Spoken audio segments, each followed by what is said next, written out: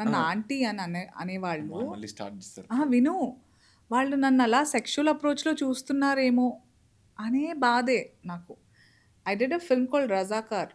అందులో యాటా సత్యనారాయణ గారు my director gave a dialogue నన్ను ఉద్దేశంలో పెట్టుకునే చెప్పారంట. సో, దేర్ ఈస్ దిస్ ఇప్పుడు రిలీజ్ అయింది ఓటీటీలో గూడా. So, she is stripped my character is stripped naked.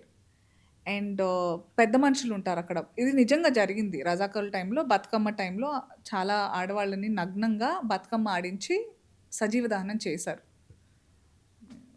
So, అయితే అందులో పెద్దవాళ్ళందరూ కళ్ళు మూసుకుంటే, ఆ రజాకార్లు ఎవరైతే ఉంటారో చూడండి, చూడండి అని కళ్ళు పొడిచేసి చూపించేవాళ్ళు. అప్పుడు ఈవిడ నా క్యారెక్టర్ తట్టుకోలేక బతుకమ్మలో దాక్కున్న బయటకొచ్చి, నాకు తాళి కట్టిన నా మొగుడు కాక మిగతా వాళ్ళందరూ నా అన్నలు, నా తమ్ముళ్ళే. సో, నేను నగ్నంగా ఉన్నా మీరు చూసినా మీకేం కాకూడదు. కాదు. నాకేం అభ్యంతరం అనే డైలాగ్ అక్కడ.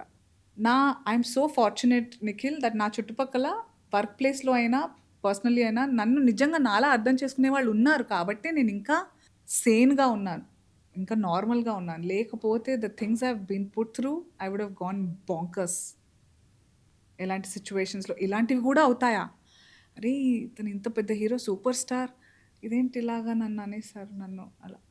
అలాంటి సందర్భాలు గూడా నేను ఫేస్ చేసి, అయినా కూడా నాకెంత ధైర్యం, స్థైర్యం ఆర్ మెచ్యూరిటీ వచ్చిందంటే that I will still appreciate the good side in him.